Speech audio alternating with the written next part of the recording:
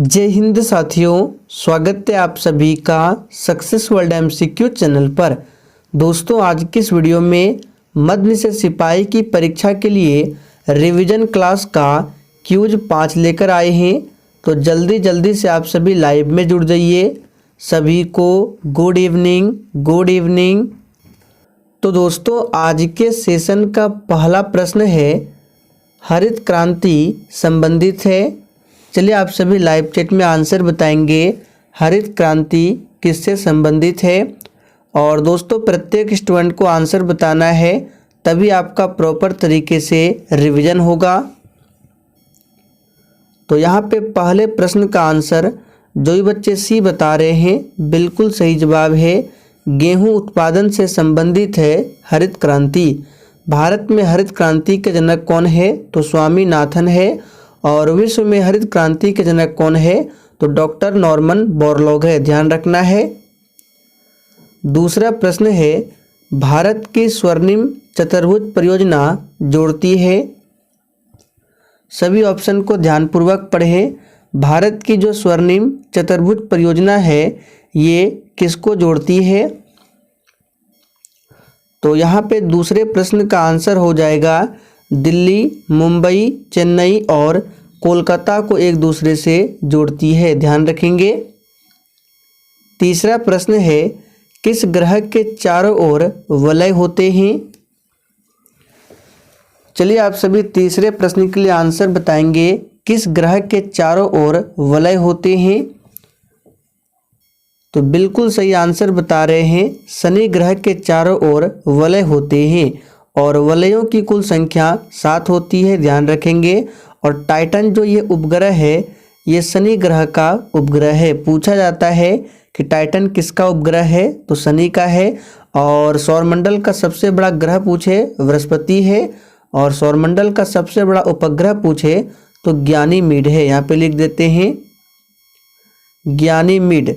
ये सौरमंडल का सबसे बड़ा उपग्रह है, जो कि बृहस्पति का उपग्रह है, ध्यान रखेंगे। भारतीय संविधान सभा की प्रथम बैठक कब हुई थी? चलिए आप सभी चौथे प्रश्न के लिए आंसर बताएंगे। भारतीय संविधान सभा की प्रथम बैठक कब हुई थी? तो दोस्तों, यहाँ पे चौथे प्रश्न का आंसर जो ही बच्चे बी बता रहे हैं, बिल्कुल सही आंसर है। 9 दिसंबर 1946 को भारतीय संविधान सभा की प्रथम बैठक होती है। और इस बैठक में अध्यक्ष कौन थे? तो याद रखना है, अस्थायी अध्यक्ष चुना गया था। और नाम क्या था? तो डॉक्टर सच्चिदानंद सिन्हा। ठीक 2 दिन बाद यानी 11 दिसंबर 1946 को संविधान सभा की दूसरी बैठक होती है। और इस बैठक में अस्थायी अध्यक्ष चुना गया था डॉक्टर राजेंद्र प्रसाद को। तो यहाँ पे आंसर होगा बी ऑप्शन। और संविधान सभा के सामने प्रस्तावना को किसने पेश किया था? तो पंडित जवाहरलाल नेहरू ने 13 दिसंबर 1946 को। 26 नवंबर 1949 को क्या हुआ था? तो संविधान जो है बनकर तैयार हुआ था। और 26 जनवरी 1950 से संविधान लागू होता है। तो इन सभी डेट को आपको ध्यान रखना है। पंचायती राज विषय निम्नलिखित में से किस सूची से संबंधित है? चलिए आप सभी पांचवें प्रश्न के लिए फटाफट से आंसर बताएंगे। पंचायती राज विषय निम्नलिखित में से किस सूची से संबंधित है? तो यहाँ पे पांचवें प्रश्न का आंसर जो ही बच्चे यहाँ पे राज्य सूची बता रहे हैं, बिल्कुल सही जवाब है। यह राज्य सूची का विषय है, ध्यान रखेंगे। पंचायती राज का शुभारंभ कहाँ से होता है? राजस्थान के नागौर से। कब? तो 2 अक्टूबर 1959 से। डेट को जरूर ध्यान रखेंगे, पूछा जाता है। और पंचायती राज को संवैधानिक दर्जा किस संशोधन से मिला था? तो 73वां संशोधन से। इसे भी याद रखेंगे।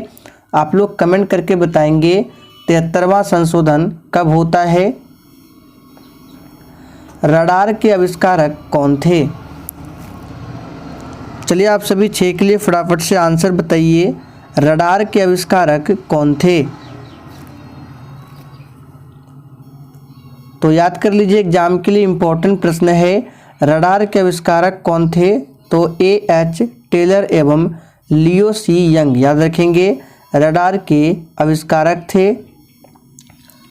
2011 की जनगणना के अनुसार किस केंद्र शासित प्रदेश की जनसंख्या घनत्व न्यूनतम है? ध्यान दीजिए, यहाँ पे केंद्र शासित प्रदेश की जनसंख्या घनत्व बताना है न्यूनतम।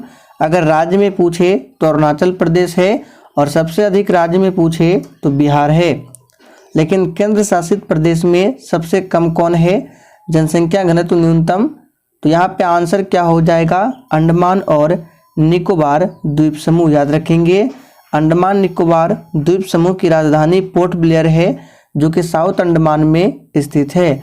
लक्षद्वीप की राजधानी कहाँ है? कवरत्ती है। प्रतिनिधित्व नहीं तो कर नहीं का नारा ये किस घटना का परिणाम है? चलिए आप सभी 8वें प्रश्न के लिए आंसर बताएंगे। बिहार पुलिस में ये पूछा हुआ प्रश्न है, प्रतिनिधित्व नहीं तो कर नहीं ये किस घटना का परिणाम है? तो याद कर लीजिए, स्टाम्प एक्ट। सी ऑप्शन जो ही बच्चे बता रहे हैं बिल्कुल सही जवाब है। भारत में दल विहीन जनतंत्र की परिकल्पना किसने प्रस्तावित की थी? चलिए 9 के लिए फटाफट से आंसर बताएंगे।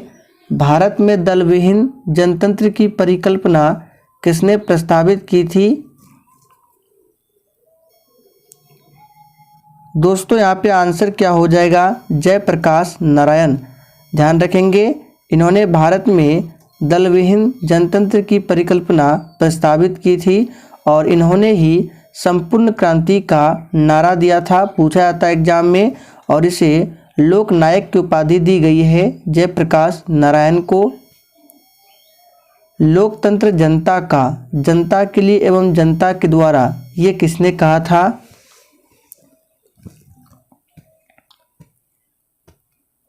तो यहाँ पे इस प्रश्न का आंसर सभी का सही आंसर है, लोकतंत्र जनता का, जनता के लिए एवं जनता के द्वारा, ये कहा था अब्राहम लिंकन ने। तो डी ऑप्शन जो ही बच्चे बता रहे हैं बिल्कुल सही जवाब है। रविन्द्रनाथ टैगोर को नोबेल पुरस्कार कब मिला था, पूछा जाता है।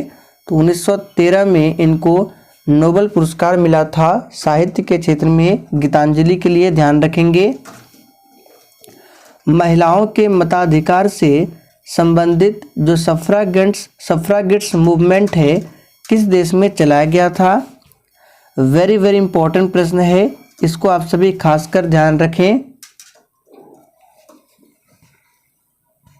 तो ध्यान दीजिए, महिलाओं के मताधिकार से संबंधित है सफ्रागेट्स मूवमेंट। पूछा जाता है कि सफ्रागेट्स मूवमेंट किससे संबंधित है?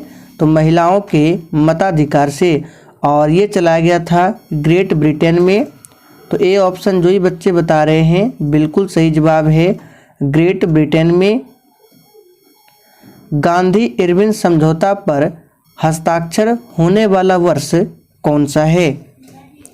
और देखिए दोस्तों, आप सभी डेली क्लास को अटेंड करें। क्लास का टाइमिंग है डेली रात 8 बजे से। तो ये प्रश्न भी बहुत ही सिंपल प्रश्न है। गांधी इरविन समझौता हुआ था 1931 में, और 1931 में ही द्वितीय गोलमेज सम्मेलन भी हुआ था। पहला गोलमेज सम्मेलन 1930 में, तीसरा हुआ था 1932 में। और तीनों गोलमेज सम्मेलन में किसने भाग लिया था? आप लोग थोड़ा सा कमेंट करके बताएंगे। इनमें से कौन सा देश द्वितीय विश्व युद्ध के दौरान धुरी राष्ट्रगुट का सदस्य नहीं था? चलिए आप सभी 13 के लिए फटाफट से आंसर बताइए। इनमें से कौन सा देश द्वितीय विश्व युद्ध के दौरान धुरी राष्ट्रगुट का सदस्य नहीं था? तो यहाँ पे आंसर हो जाएगा चाइना, याद रखेंगे, चीन। संयुक्त राष्ट्र का चार्टर कहाँ तैयार हुआ था? चलिए आप सभी 14 के लिए फटाफट से आंसर बताइए, और जिसने अभी तक सेशन को लाइक नहीं किया है फटाफट से सेशन को भी लाइक करें। तो संयुक्त राष्ट्र का जो चार्टर तैयार किया गया था सैन फ्रांसिस्को में। तो ए ऑप्शन जो ही बच्चे बता रहे हैं बिल्कुल सही जवाब है। किस भौतिक राशि का मात्रक टेस्ला है? देखिए एक पूछा जाता है वेबर, तो दोनों में आपको कन्फ्यूज नहीं होना है। वेबर जो है ये किसका मात्रक होता है, तो वेबर चुंबकीय फ्लक्स का होता है और टेस्ला चुंबकीय क्षेत्र का होता है। तो यहाँ पे सी बता रहे हैं जो ये बच्चे, बिल्कुल सही जवाब है। चुंबकीय क्षेत्र का टेस्ला और चुंबकीय फ्लक्स का वेबर होता है। रॉकेट के कार्य का सिद्धांत क्या है? चलिए 16 के लिए फटाफट से आंसर बताइए। रॉकेट के कार्य का सिद्धांत क्या है? तो यहाँ पे सही जवाब होगा रेखीय संवेग के संरक्षण पर कार्य करता है रॉकेट। और अगर पूछे कि न्यूटन के किस सिद्धांत पर कार्य करता है रॉकेट, तो न्यूटन के तीसरे नियम पर कार्य करता है रॉकेट और रेखीय संवेग के संरक्षण सिद्धांत पर।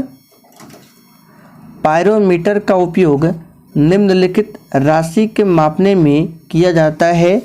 किस राशि को मापने के लिए पायरोमीटर का उपयोग किया जाता है? तो बिल्कुल सही आंसर दिए हैं उच्च ताप। उच्च तापमान को मापने के लिए पायरोमीटर का उपयोग किया जाता है। इंद्रधनुष निम्नलिखित घटनाओं का उदाहरण है। देखिए यहाँ पे आपको ऑप्शन के अकॉर्डिंग आंसर बताना है। जो ऑप्शन में है आपको उसी में आंसर देना है। इंद्रधनुष किस घटना का परिणाम है? तो यहाँ पे ऑप्शन के अकॉर्डिंग आंसर हो जाएगा वर्ण विक्षेपण। याद रखेंगे ये वर्ण विक्षेपण का परिणाम है इंद्रधनुष। निम्नलिखित में से कौन सी राशि सदिश राशि है?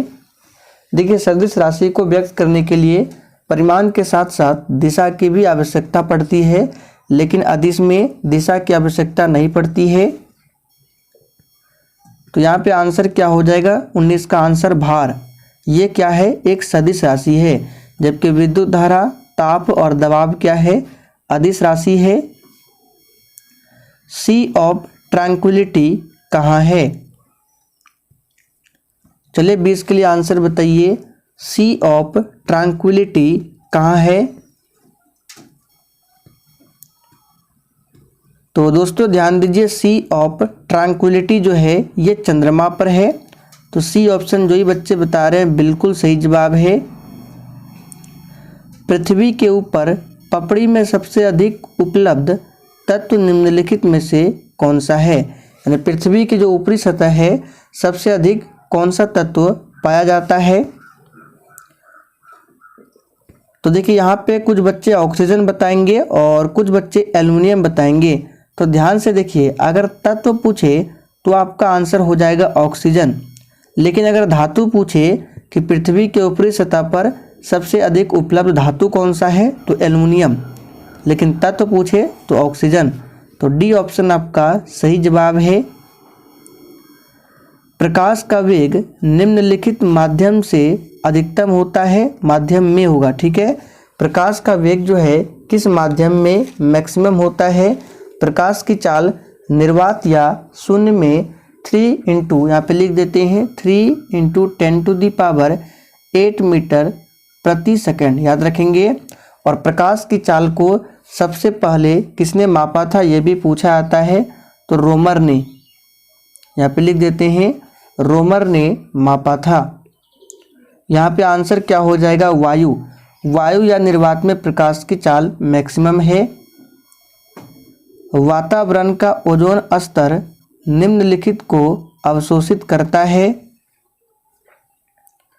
चलिए आप सभी 23 के लिए फटाफट से आंसर बताएंगे। वातावरण का ओजोन स्तर जो है ये किसको अवशोषित करता है?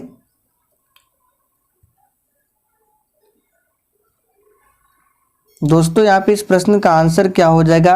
परावैंगनी विकिरण को, ध्यान रखेंगे। और देखिए जो ओजोन लेयर है किस मंडल में पाया जाता है? समताप मंडल में। और ओजोन परत की मोटाई को किससे मापा जाता है? तो डॉप्सन से। ओजोन दिवस मनाया जाता है 16 सितंबर को। ओजोन का अणुसूत्र होता है O3। आधुनिक आवर्त सारणी किस पर आधारित है? चलिए 24 के लिए फटाफट से आंसर बताइए। आधुनिक आवर्त सारणी किस पर आधारित है? तो दोस्तों यहाँ पे आंसर होगा परमाणु क्रमांक पर। ध्यान रखेंगे आधुनिक आवर्त सारणी जो है ये परमाणु क्रमांक पर आधारित है। प्रकाश का वेग सबसे पहले किसने मापा था?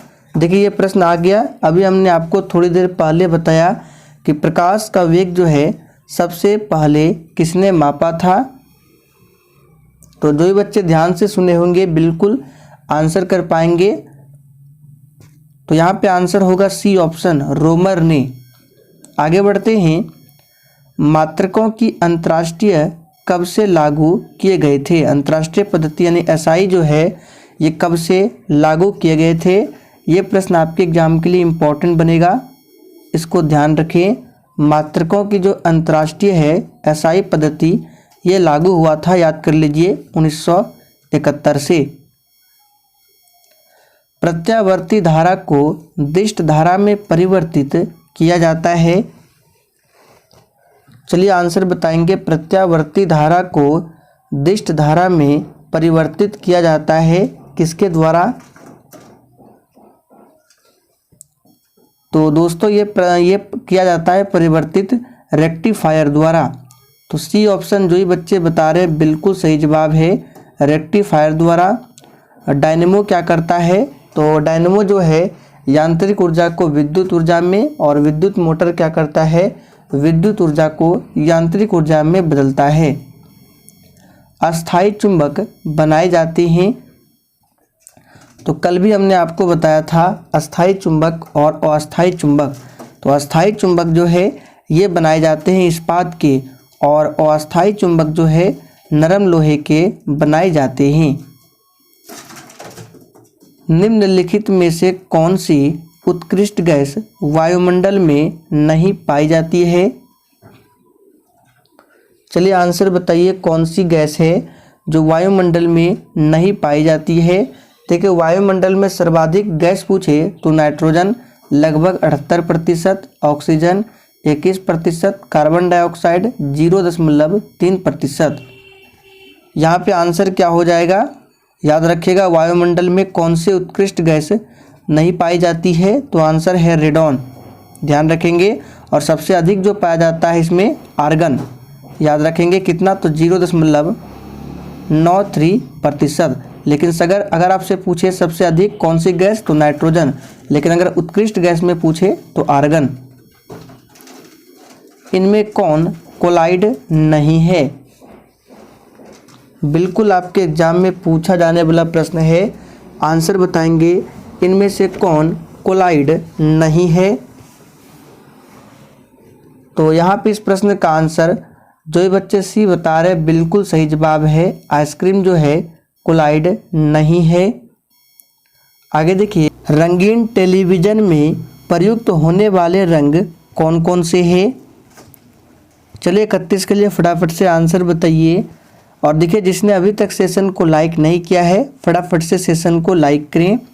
तो रंगीन टेलीविज़न में प्रयुक्त होने वाले रंग है लाल, नीला और हरा, जिसको प्राथमिक रंग भी कहा जाता है। ध्यान रखेंगे। तेंजिंग नोर्गे किससे संबंधित है? पर्वतारोही, तैराकी से, फुटबॉलर है या ये ग्लाइडर है? तो दोस्तों यहाँ पे आंसर क्या हो जाएगा? तेंजिंग नोर्गे जो है ये पर्वतारोही है। तो ए ऑप्शन जो ही बच्चे बता रहे हैं बिल्कुल सही आंसर है। एमनेस्टी इंटरनेशनल का मुख्यालय कहाँ पर है?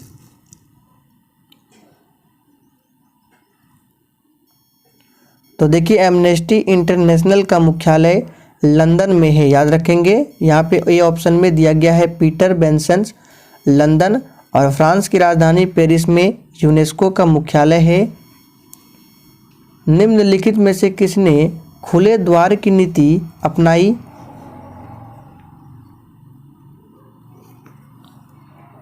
तो यहाँ पे आंसर होगा चाइना ने। याद रखेंगे। आगे देखिए, विश्व पर्यटन संगठन का मुख्यालय किस स्थान पर स्थित है? तो देखिए विश्व पर्यटन संगठन का जो हेड क्वार्टर है स्पेन की राजधानी कहाँ है? मैड्रिड। याद रखेंगे। सुगौली की संधि जो कि 1816 ईस्वी में हुई थी किसके बीच संपन्न हुई थी? आपको डेट जरूर याद रखना है। सुगौली की संधि कब होती है? 1816 में। और ये संधि किसके बीच संपन्न हुई थी? तो याद रखेंगे ईस्ट इंडिया कंपनी और नेपाल के बीच में। निम्नलिखित लौह अयस्कों में लौह तत्व का सर्वाधिक प्रतिशत पाया जाता है?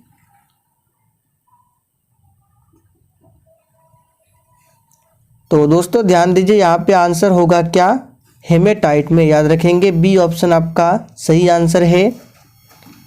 भारत में सबसे अधिक समाचार पत्र किस भाषा में प्रकाशित होते हैं? तो दोस्तों भारत में सबसे अधिक समाचार पत्र जो है हिंदी भाषा में प्रकाशित होते हैं। ध्यान रखेंगे। जारवा जनजाति निम्नलिखित में से किस केंद्र शासित प्रदेश में रहती है?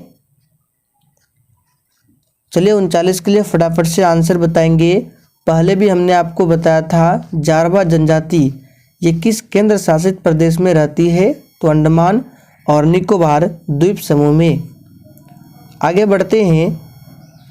किस भारतीय शहर को वाइट सिटी के रूप में जाना जाता है? यहाँ पे वाइट नहीं होगा, वाइन होगा, ठीक है, वाइन सिटी के रूप में। चलिए आंसर बताएंगे। किस भारतीय शहर को वाइन सिटी के रूप में जाना जाता है? तो ये जाना जाता है नासिक। बी ऑप्शन आपका सही जवाब है। मानव शरीर का कौन सा अंग विभिन्न अंगों की क्रियाओं का समन्वय करता है? यहाँ पे सही आंसर है बी ऑप्शन दिमाग। ध्यान रखेंगे। जीएसटी परिषद की स्थापना किस अनुच्छेद के तहत की गई थी? चलिए 42 के लिए फटाफट से आंसर बताएंगे।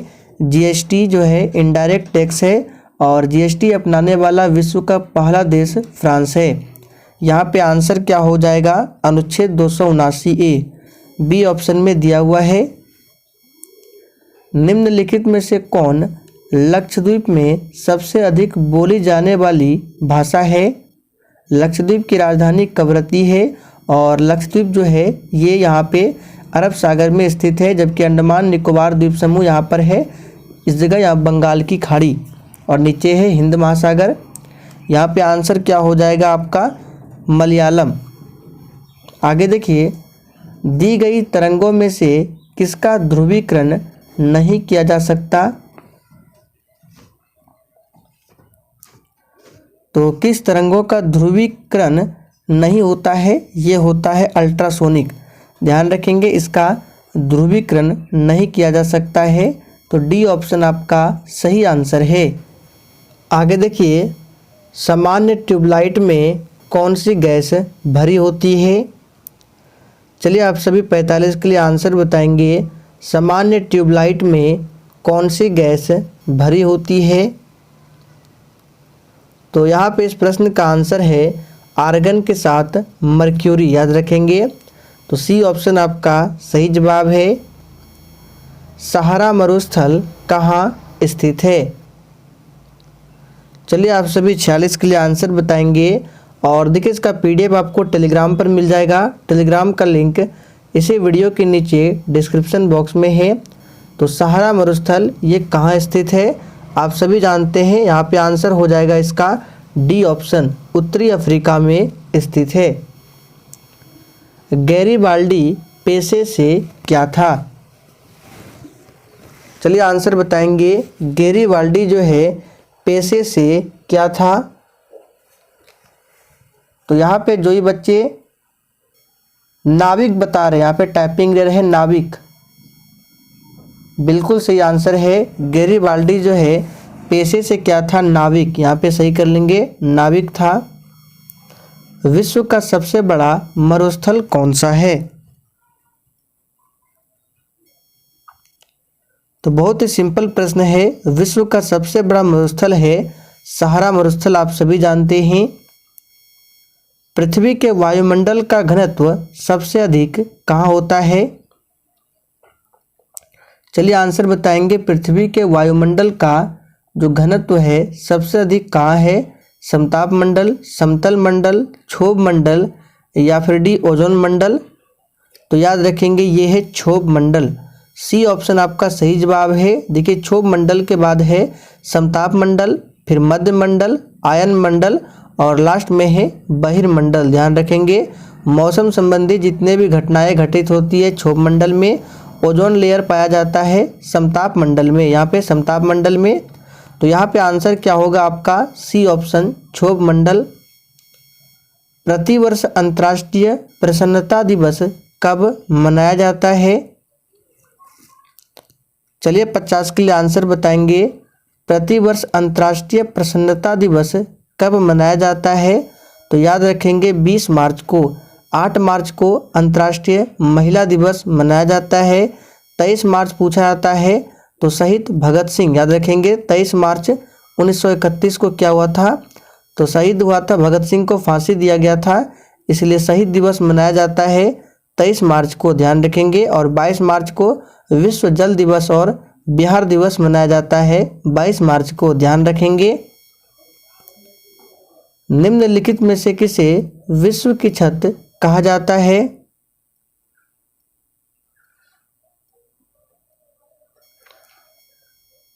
तो बहुत ही सिंपल प्रश्न, आप सभी जानते हैं विश्व की छत कहा जाता है पामीर की पठार को। तो यहाँ पे जो ही बच्चे ए बता रहे हैं बिल्कुल सही आंसर है। मैमथ पूर्वज है। यानी मैमथ जो है ये किसके पूर्वज है? हाथी, कुत्ता, आदि मानव या फिर घोड़ा। तो यहाँ पे इस प्रश्न का आंसर हो जाएगा हाथी, याद रखेंगे। यूरोप की पर्वत श्रृंखला है। चलिए 53 के लिए आंसर बताइए। यूरोप की पर्वत श्रृंखला है। तो सही जवाब यहाँ पे क्या होगा? आल्प्स। ध्यान रखेंगे ये यूरोप की पर्वत श्रृंखला है। निम्नलिखित में से किस महासागर को गुप्त महासागर कहा जाता है?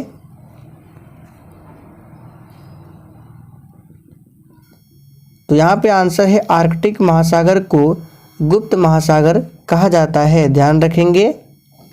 आगे देखिए, विश्व का सबसे बड़ा शीत मरुस्थल कौन सा है? चलिए 55 के लिए फटाफट से आंसर बताएंगे। विश्व का सबसे बड़ा शीत मरुस्थल कौन सा है? तो ये है कौन सा? गोबी। याद रखेंगे गोभी नहीं, यहाँ पे होगा गोबी मरुस्थल। ये जो है विश्व का सबसे बड़ा शीत मरुस्थल है। तो दोस्तों आज के लिए इतना ही। सेशन पसंद आया हो तो सभी लोग सेशन को लाइक करें और अधिक से अधिक सेशन को जरूर शेयर करें।